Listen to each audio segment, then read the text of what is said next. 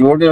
सुरक्षा मास पालन करा जाउची सेही उपलक्षे हमर आंचलिक परिवहन अधिकारी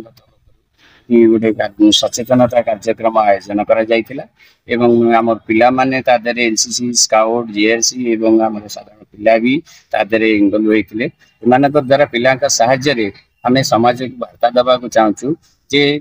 जेते बेले जे कोनोसी जानवाहन व्यवहार करचंती एवं जाउचंती से शृंखलित भाव में नियम मानिक जाती पिला को इनवल्व कर उद्देश्य हूँ पिला वार्ता निश्चित भाव में बड़ मान पाखे पहुंचब एमाने भी घरे भी जापारे ता सहित एमाने भी आगु जानवे मान भर भी बड़ हे बड़ है प्रथम जब जानी ट्राफिक नियम विषय जानी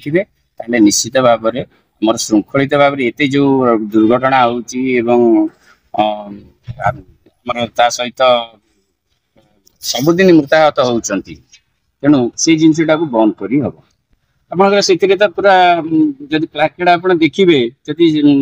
भल भाव में जड़े पढ़े सब जिन जानीपारे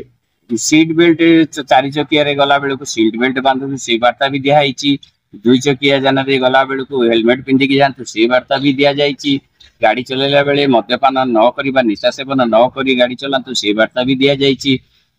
अधिक स्पीड रे भी गाड़ी चलातु ना से वार्ता दिया सब आम भी लक्ष्य कलु पब्लिक भी यथेष निरव सहकार भल भाव में निरीक्षण करके लक्ष्य करुले